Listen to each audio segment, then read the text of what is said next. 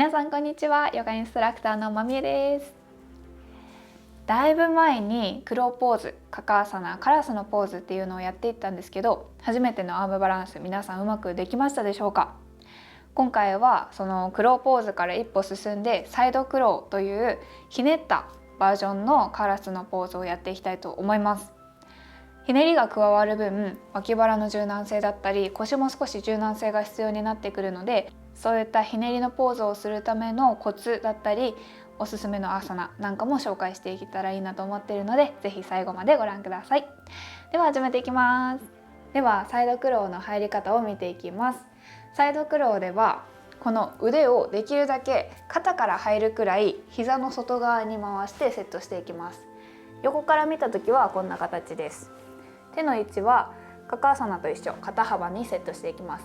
アームバランスは全部基本肩幅にセットしていくので忘れずにしていきましょう。この形がセットできたらつま先を立てます。つま先を立てた時点ではできるだけ体を小さく保っておきましょう。ここで太ももだったりお腹だったり二の腕に隙間を空けない。例えばこんな形、隙間が空いてると力が入らないので、できるだけ体のそばにセットをしておきましょう。ここから腕を90度、肘を90度に曲げていきます。アームバランスの大事なポイント、重心移動です。ぐーっと体前に倒して肘が90度になるようになったら自然と足が上がります。足が上がったら膝を揃えましょう。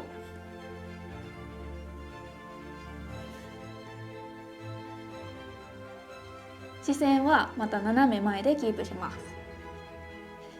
ゆっくりと戻ります。こんな感じです。まずアームバランスで大切なことは何より重心移動でしたね。肘が90度になるまで前にぐーっと体を倒すようにすると自然と足が上がっていくっていうポイントが見つかるので、それをまずマスターしましょう。それはカカアサナの動画でコツをたくさんお話ししているので、ぜひカードからチェックしてみてください。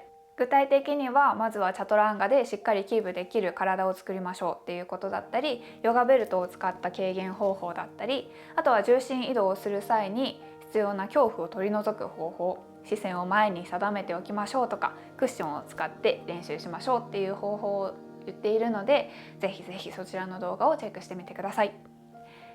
そして何より今回のサイドクローで大事なのは、一番最初にもお伝えした通りひねりです。なのでこの後の動画でね、ひねりを強化していくプログラムもレッスンで出していこうと思っているので、そちらもチェックしてください。まず今日は最初のステップとして仰向けでのひねりのポーズと半行のポーズだけやっていこうと思いますので、ぜひこのポーズを練習してサイドクローにも取り組んでみてください。ではまず仰向けのひねりのポーズから見ていきます。まず仰向けのひねりのポーズですが、まずは片足から始めるといいと思います。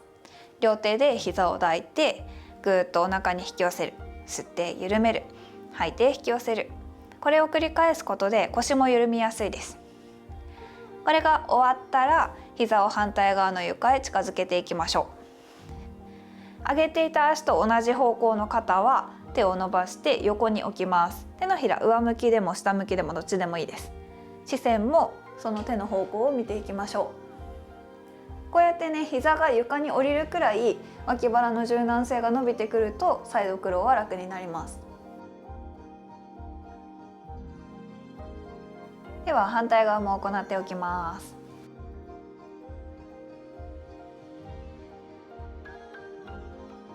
片足ずつに慣れて膝が結構床に近づいたりもう降りるっていう方は両膝でもやってみてください。両膝を引き寄せて吸って緩める。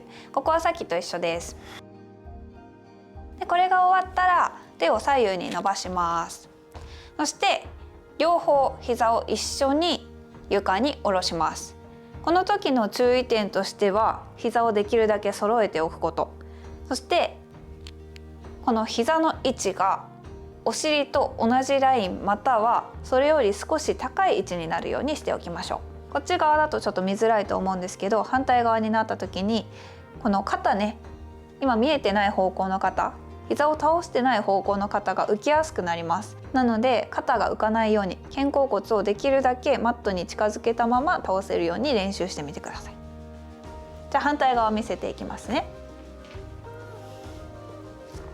ここでこんな風に肩が上がらないようにできるだけ肩は下ろしておきます。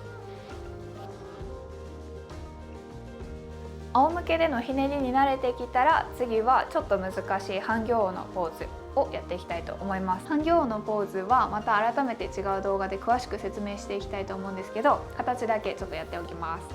足の形は両方膝も曲がっていて、下の足だけ足の甲が寝ている、上の足の裏はついているっていう状態ですね。ここからひねりを入れます。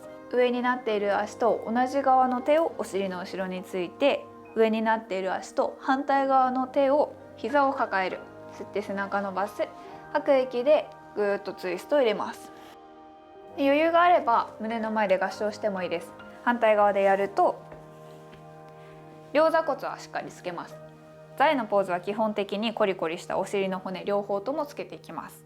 足の形が作れたら、上がっている足と同じ側の手をお尻につく。反対側の手は膝を抱えて背中伸ばして吐く息でツイスト。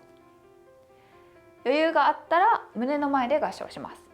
この時にできるだけ肩に近いところを膝の外にかける。で、胸の前で合掌して肘で膝を押す。